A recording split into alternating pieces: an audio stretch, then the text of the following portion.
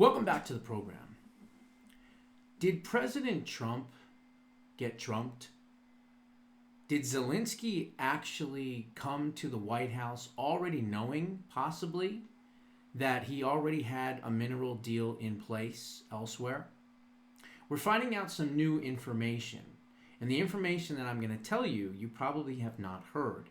Maybe you have, but you probably haven't. You see, what Zelinsky did to President Trump was he played his own art of the deal. And what I mean by that is President Trump rightfully threw him out, which then sent him on a mission to try to find money elsewhere. But there's an interesting caveat that has now been discovered, and that is the fact that when Zelinsky was sitting in the Oval Office and he was arguing with President Trump and J.D. Vance, he made what I would say could be construed as a threat. And it was not clear or concise of what he actually meant, but I think we now know what he meant. I'm going to play you a clip, and I want you to listen closely. You probably have heard it. But Zelinsky says to J.D. Vance and President Trump, "You will feel our influence in the future." That's what he says, something very similar to that. So listen to this real closely. Sure. First of all, during the war, everybody has problems. Even you, but you have nice ocean and don't... Everybody in the war has problems, even you, but you have a nice ocean, is what he says. Now listen to this part right here. Feel now, but you will feel it in the future. You may not feel it now, but you will feel it in the future. I want you to hear that one more time. During the war, everybody has problems. Even you, but you have nice ocean and don't feel now, but you will feel it in the future. So what is he trying to say there? Is he talking about some type of military operation against the United States? Has he worked something out with another country that is going to help in the war efforts to possibly gang up against the United States? We don't know. And Secretary of State Marco Rubio ought to demand immediately clarification on what Zelinsky the clown was talking about when he said that you will feel our influence in the future. Here's what I think it is. I think that they are setting up President Trump. I think they trumped Trump. And here's what I mean by that. I think that Zelinsky came to the White House never with the intention of doing any type of a deal at all. I think that he was not just coached by Democrats in the Senate, but also, of course, RINO establishment Republicans in the Senate. But more importantly, I think he was coached by NATO. I think he was coached by Germany. I think he was coached by France. I think he was coached, of course, by Starmer and the United Kingdom. I think that he went to the White House to basically try to stain, if you will, is the best word I can think of, President Trump. President Trump is known as, the deal maker, the art of the deal. He makes things happen. He gets things done. But he couldn't get something done with Zelinsky because Zelinsky never, ever was there to get anything done. This whole thing was a setup. This whole thing was a quote-unquote clown show. Remember, this guy, before he took over Ukraine, was an actor. So he knows how to act. And what did he do? He went into the Oval Office and did exactly that. He acted. But let me take it a little further and explain what I'm talking about. It looks as though there could be already a deal in place, not with the United States, but with the UK, which, if true, would go and prove the point that I just made, that this whole thing was set up to somehow try to embarrass Trump. I think it's a ambush, not of him, but of actually President Trump.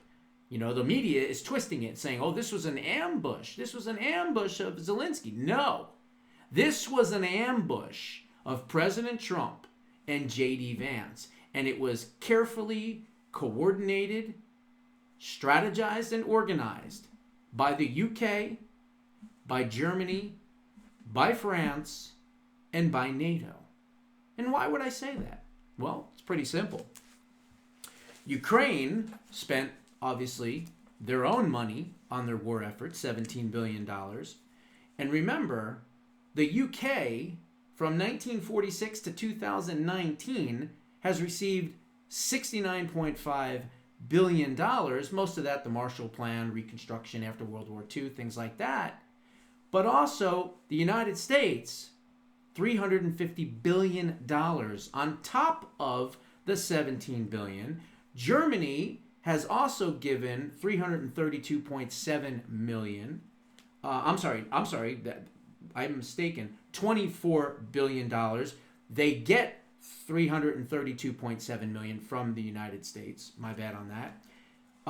France has also gotten $15.4 billion from the United States, but they have given $2 billion to the Ukraine war efforts. And of course, NATO, well, NATO cost the United States $4.6 billion.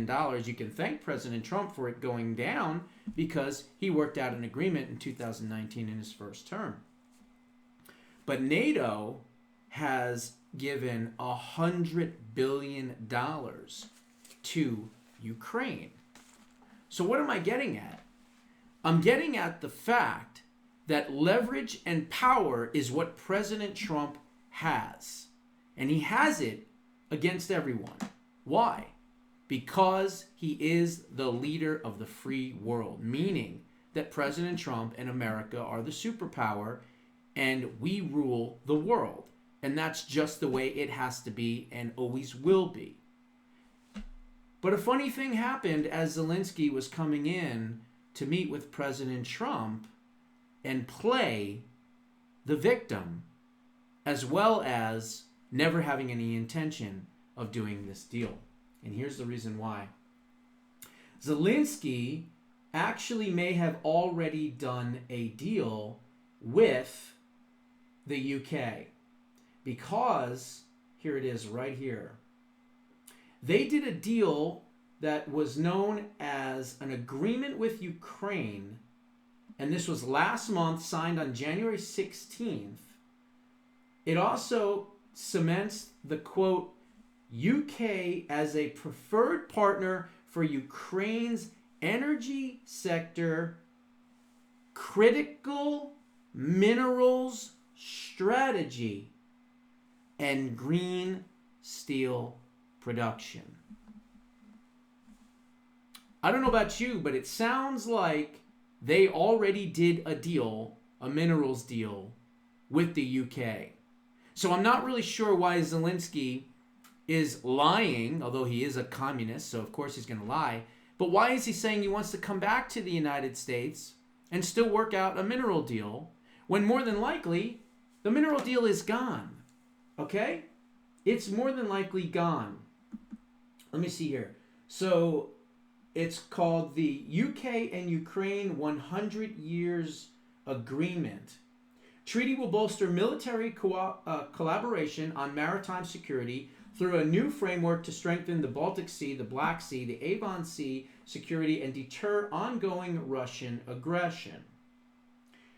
We'll bring together experts to advance scientific and technology partnerships in areas such as healthcare and disease, agricultural technology, space, and drone technology, and build lifelong friendships through classroom projects. The new UK-built grain verification scheme will also be launched to track stolen grain from occupied Ukrainian territories. The UK and Ukraine will sign a historic partnership as the Prime Minister travels to the country to meet Zelinsky. The unbreakable bonds between the UK and Ukraine will be formalized through the landmark new 100-year partnership between the two countries, broadening and deepening the relationship across defense and non-military areas and enable closer community links.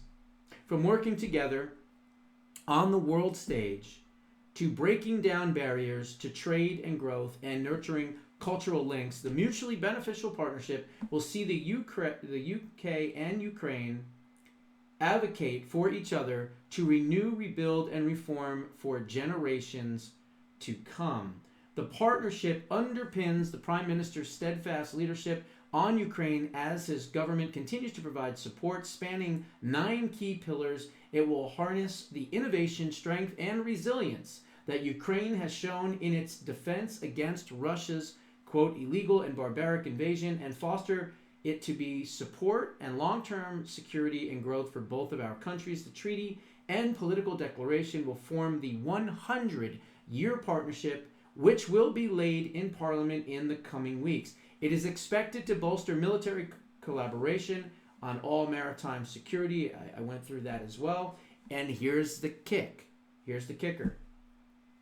It will also cement the UK as a preferred partner for Ukraine's energy sector, critical minerals strategy, and green steel production. The 100-year partnership is a major step in supporting Ukraine's long-term security, ensuring they are never again vulnerable to the kind of brutality inflicted on it by Russia, and committed to the standard shoulder to shoulder with a sovereign Ukraine for the next century and beyond. Could this be the reason why the UK leader, the second he saw the Ukrainian clown, jumped into his arms and was hugging him all over the place? That's right.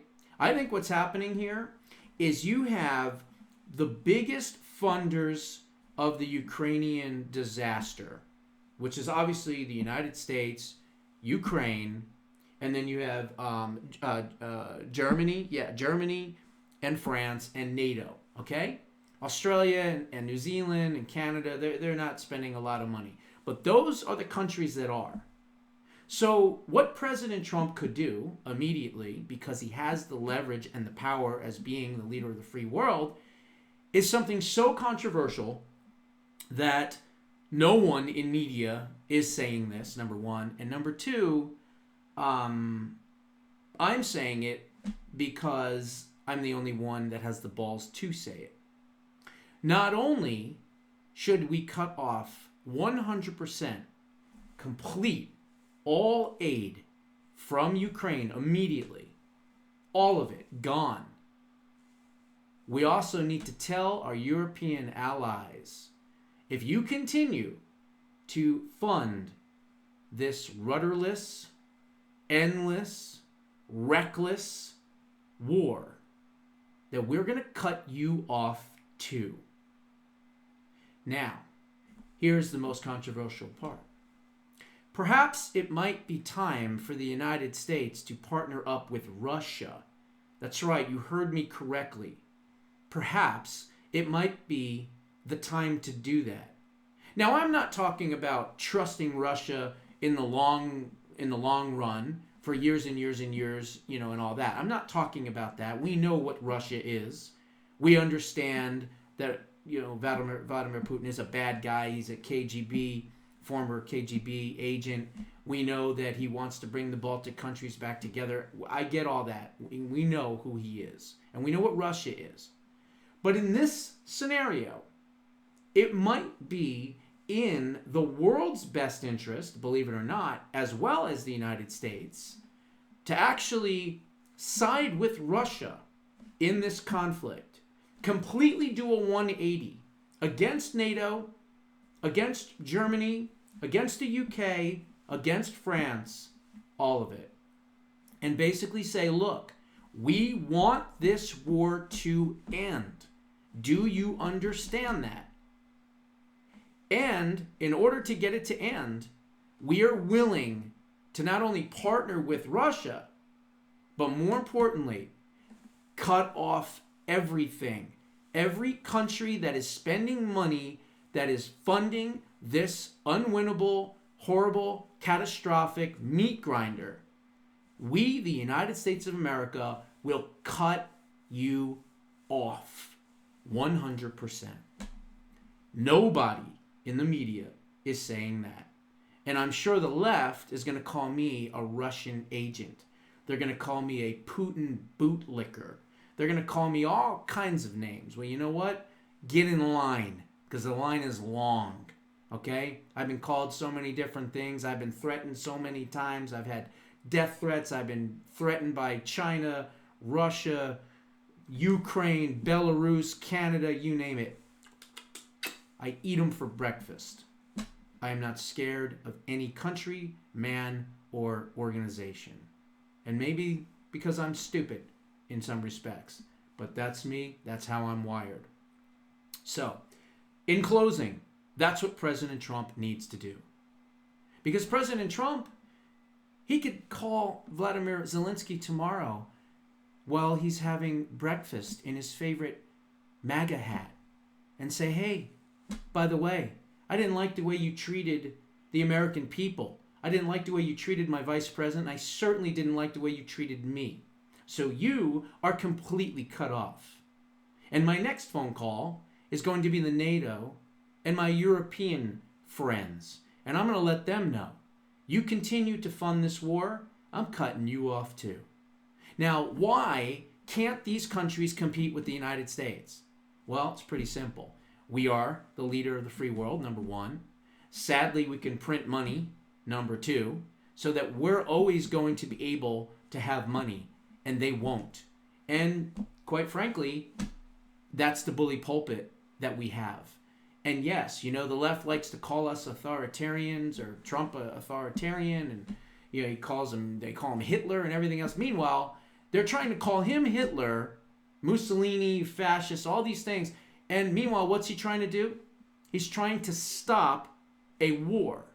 Now, I don't know about you, but I'm pretty sure that Hitler or Mussolini or any of these other people that they kind of compare him to would not be trying to stop a war. They'd be trying to what? Start a war. He's actually trying to stop a war. So it really doesn't even make any sense at all. But that's the world we live in. Topsy-turvy, craziness, where nothing makes sense. I think that this was a complete setup. I think this was a way for the globalists to corral and collaborate and organize and strategize against President Trump. They understand President Trump to a certain degree because they know that he's bold and he's brash and the art of the deal and he's a negotiator. But in this case, sadly, I think the global community may have trumped Trump. In the end, remember, President Trump is the leader of the free world. That is not just a moniker. That is not just a nickname or anything like that. That means he is indeed the leader of the entire free world, and he has the ability to rule that world. So perhaps, maybe, he ought to become an authoritarian figure, but for peace. Those are my thoughts. What are yours? Put them down in the comments below. We'll see you in the next one.